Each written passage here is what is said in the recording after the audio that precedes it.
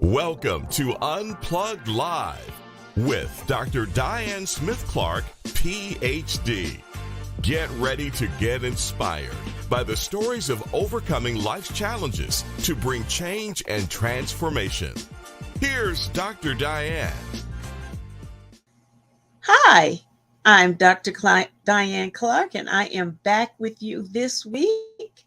We're still dealing with the church and the mental health space. Today, we're going to be talking about the suicide rate among teens. We ask you if you would comment or subscribe to our YouTube channel, Dr. Diane Clark, or leave a comment in Facebook and connect with us on Instagram, LinkedIn. We would appreciate that.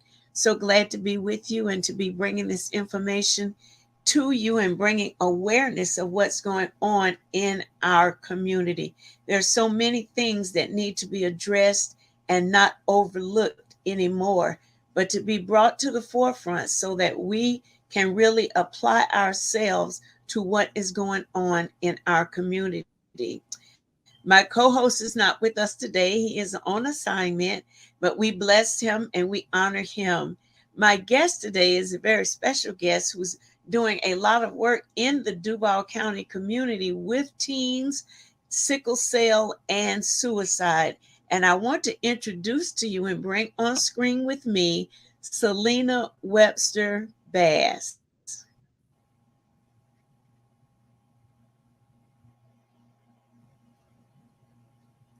Hi, Dr. Clark. Hi, How Selena. are you? I'm well. It's so good to be on with you today. I know that you're Absolutely. very informed about the topic that we're working on, and I really want to get this information out to the community. And also, I want you to know there's a free ebook for this section. If you go to my website and click free ebook, it's called Breaking the Silence. You'll be blessed by having this information after the broadcast to continue about teen suicide. Selena, why don't you introduce yourself and tell get the people what you're doing in the city with your programs and what you're working on in Voices Institute.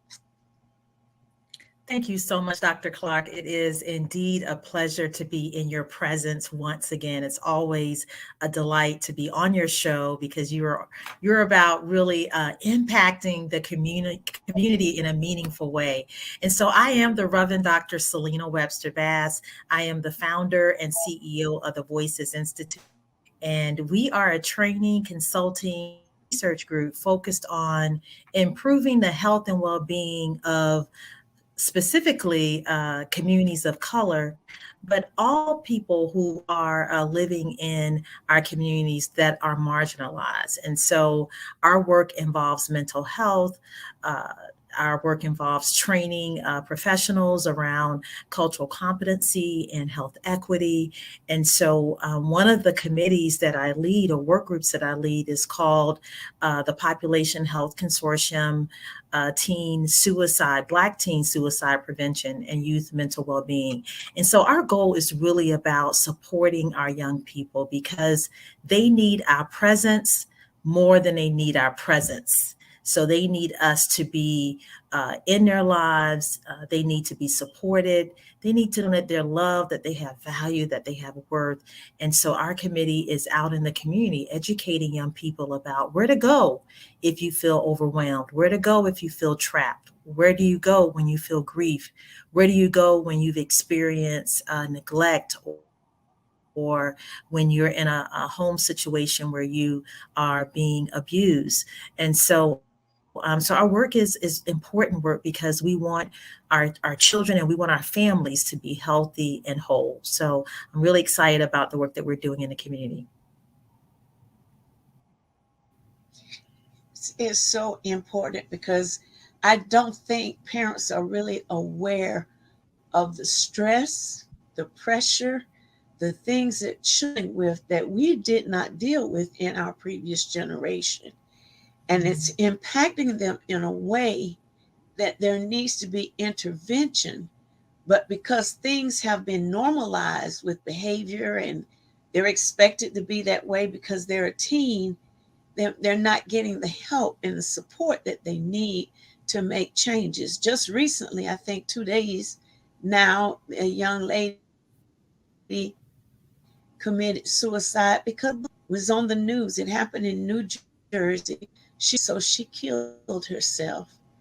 And the family was not aware. They didn't know that she was being stressed out in that way. And the only way she saw to get out was to commit suicide. Let's talk about some of the things that are happening round about and maybe give some ways that we can start intervention we need to do to address this issue among our teens.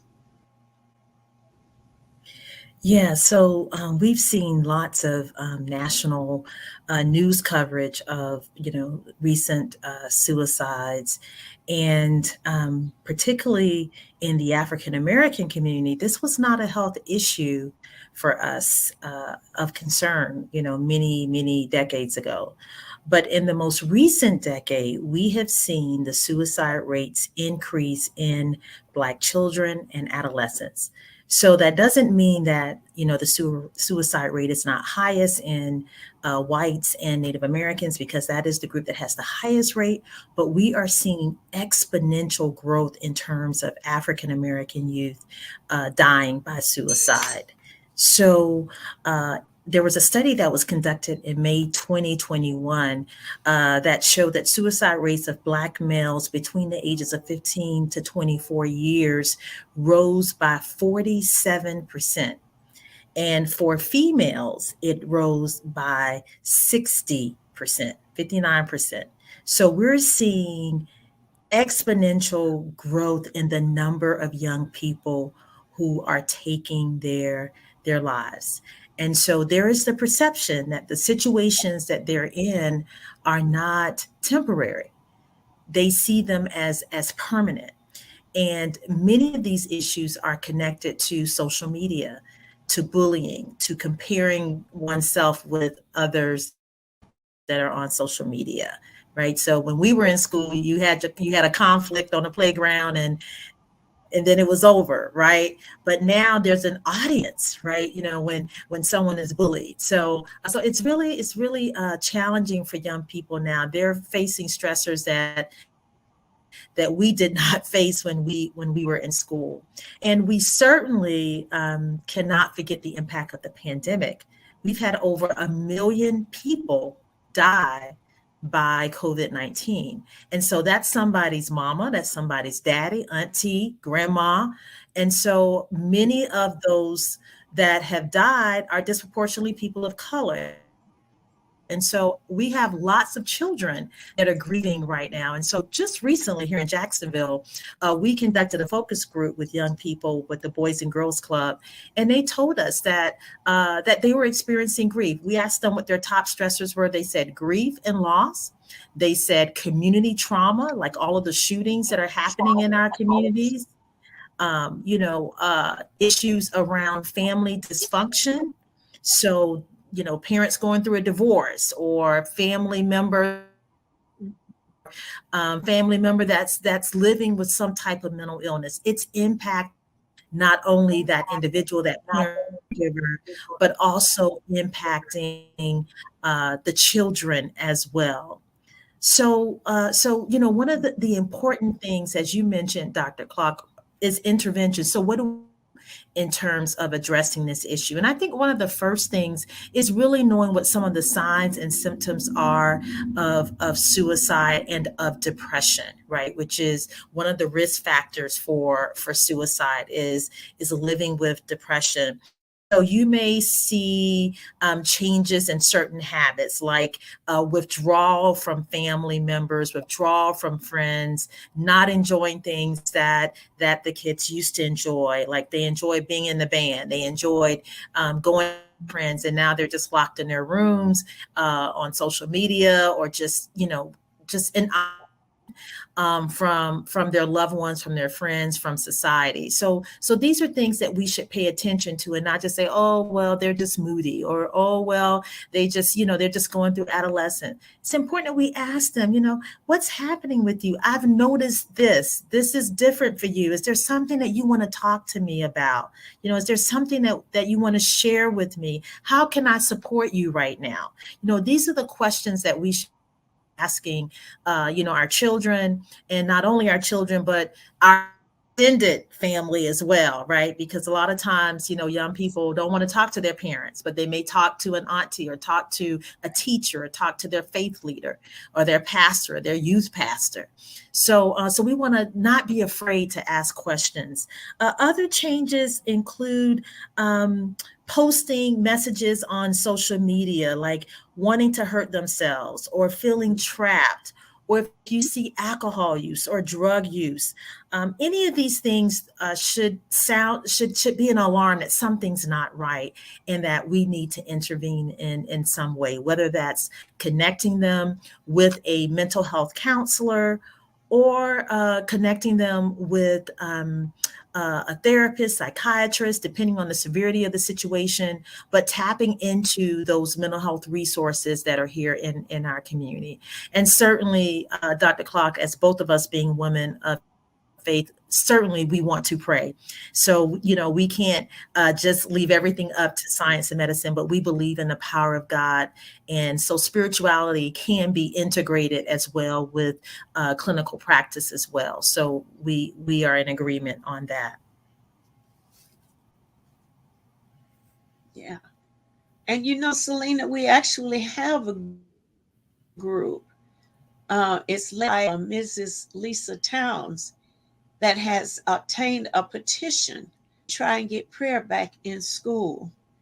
And I was suggesting to her to gather some of the statistics of crime and where it was when prayer was in the school, as versus prayer being taken out of the school, because I really believe that prayer did make a difference, because that was an extension of the environment at home and the extension of environment in your church community. Started as not being with your education, we still don't know how that impacted the students.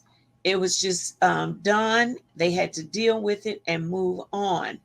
And if there was really no prayer connection in the home anyway, then the children still did not have that blessing of prayer that increases your mental fortitude. It works with your faith, your confidence, your ability to move forward in things. And when you take that away, then I'm left with the confines of my own mental capacity and my own level of development. And if I have arrested development, then I am entering life already with a deficit. So I do think prayer is very important. I do think the whole world needs to get back to some form of prayer, so that there is a dedication or a conviction that guides your life from the word of God, whatever religion you believe in. But I believe in the one true God. And I've seen so many results out of my life over 6 decades of God moving and performing wondrous acts in my life that I can testify about. And I believe if we up the prayer for our children, and particularly I'm really that transition between middle school and high school, right in there, because the thought is, if I can get to high school, I'm almost grown. And when I get grown, I'm going to do what I want to do. And I'm being raised by TikTok and Facebook. So I have all the inside information of things that I want to do. So whatever, what do you call it? Things that the rules and the family and strategy for the family. This is how we're going to live. This is how we're going to move. If that's not in place, then I'm left to believe the people that I in a place of authority, because at least they have money, At least they have an opportunity to do this fantastic show and demonstrate their lifestyle. And if I'm not seeing that around me and not able to differentiate between reality and what's being purported as reality, then I'm lost. And it's very easy for me to feel like there's no way out when I'm looking at this, and what I see in my own life is so very different. Yes, absolutely. Absolutely. You recently had an event in June because there's a new 3-digit suicide prevention line, the 988 number. And so we partnered with the Boys and Girls Club in developing, implementing, and evaluating this youth event. And the event was planned. And so that focus group that I mentioned earlier was really to get an understanding of mental health through the lens of young people, because really it's important that we work in a way where we're family driven, youth guided, and culturally responsive. And so they told us, they said, hey, we want an event where we can integrate the arts. We want music. We want sessions with speakers who are realistic, speakers who really understand what we're going through, people who are authentic, people who are real. And so we sought folks out. We brought in therapists and psychologists of. We had an amazing panel, several systems partners from Baptist Health to Center for Children's Rights, Partnership for Child Health, several different agencies set up tables so that young people could know directly where to go for mental health services. And that was one of the things that came out of that focus group, that they said, hey, I think I can get services at school, but beyond school, I really know what to do. So we amplified that message of the 988 number, and also of, hey, these are the people and these are the organizations and agencies that are available to you to support you when you're going through a time. So we got a lot of news coverage across stations, 89 National Public Radio. And so it was really an amazing day. They even told us they wanted Chick-fil-A, and the Chick-fil-A in Arlington gave us 50% off on their meal. So they told us everything they wanted for that day, and it was truly a success. And we talked about a lot of practical things like getting moving, get moving, like exercising, and how certain hormones are released that increase our mental positive mental well-being. And so we did some African dancing, and we some Zumba with one of the dance instructors from Douglas Anderson School of. So it was really an amazing and transformational day, and so we're on doing more events like that in our community to bring awareness to teen suicide prevention. Wow. So, Lena, are we able to get into the local Duval County schools? So actually, DCPS is one of our partners. Event invited the children to come, but is it possible that an addendum could be done? Maybe, how we used to meet in the cafeteria and have a session? Is it information to our Duval County school system? Yes. So Katrina Taylor is that allowed, or? Yeah. So Katrina Taylor, she's of our work group, our Nation Health Consortium, Black Teens Suicide Prevention and Youth Mental Wellbeing. She's part of our work group. And so every year she puts on an amazing mental health for the high schools here in Duval County. And so I've been a part of those sessions. In fact, I plan to be part of the sessions again this year. Usually it's held either in April or May, very close to Mental Health Awareness Month is in May. And so they're doing youth mental health first aid. They're doing mindfulness moments during the day, this conference. And they're also working with other systems partners in terms of bringing greater awareness to teen suicide prevention. That's very powerful to hear. What avenues are you using to get this information out to people? Because there has to become some type of parental, how are we informing the parents and connecting them to the information? Yes, so we are definitely using social media, book, Instagram. We're also working currently, our work group is working on a PSA, a public service announcement. So that's our newest project. And we are partnering with the DJD's Marvelous Light Foundation. It's a local nonprofit organization that highlights teen suicide prevention. The founder, Ms. Cheryl Dees, and her husband, Darnell Dees, lost her son to to suicide. He was a bold student, an amazing young man. And so continuing his legacy and making meaning out of the loss by educating the community. And so they are partnering with Partnership for Child Health, our work group, Lutheran Services of Florida, because they were part of our 988 event. And so we had some funding left over. And with them on putting this public service announcement together, bring a greater awareness to teen suicide prevention. Wow. I can almost envision getting the TIA bank feel and just having a big city conglomerate making awareness using your group, even about the 988 number. There are a lot of people don't know that there's a 3-digit number that they can use, especially if they're feeling like there's just no hope and I want to give up. I don't really have anybody to really talk to. I say what I'm expected to say.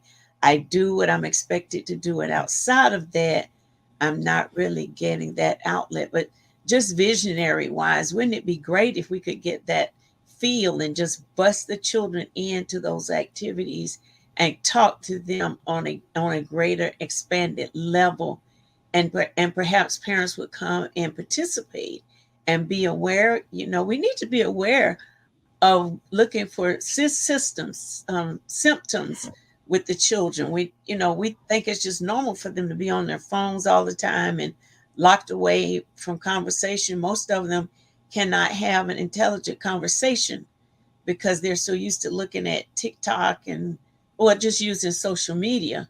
And so their conversation skills are diminishing, but there are things pent inside of them that they need to talk about. What are some of the behavioral health systems that is set up that they can participate with? Yeah, so there are several agencies here in the city. There's Daniel Kids, there's Guidance Center, there's Northwest Behavioral Health Center, there are Children's Home Society. There are several agencies, and then there are also private clinicians. Dr. Tony has worked with us on several of our events, and he specializes in specifically Black males. He's a Black male therapist. And so his emphasis is on working with African American boys and adult males. He sees everybody, but that is his area of expertise. And so, so if they can reach out to me at selena@voicesinst.org, and I can direct them to various partners. So I do want to invite folks to become a part of our work. Right now, we have a lot of systems partners, from UF Health, from Baptist Health, and that's amazing. But we all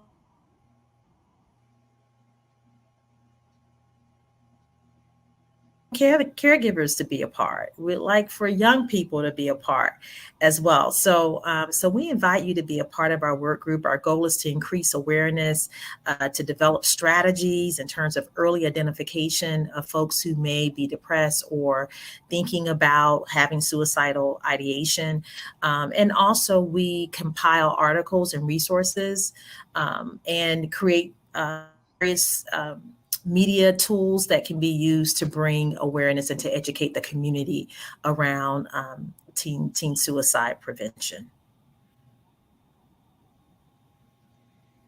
That is a great work that you all are doing. I really celebrate the fact that you're getting the information out to the people who need it the most. And I have a passion for our churches to really upgrade in their services that they have to present to the congregation. The Duval County School Board is having a session where they want to partner pastors and principals, I think is the name of it, partnering pastors and principals together so that churches are becoming more involved with what's going on in the educational system by working closely with a principal, being there to strengthen them or help them in whatever area may be needed.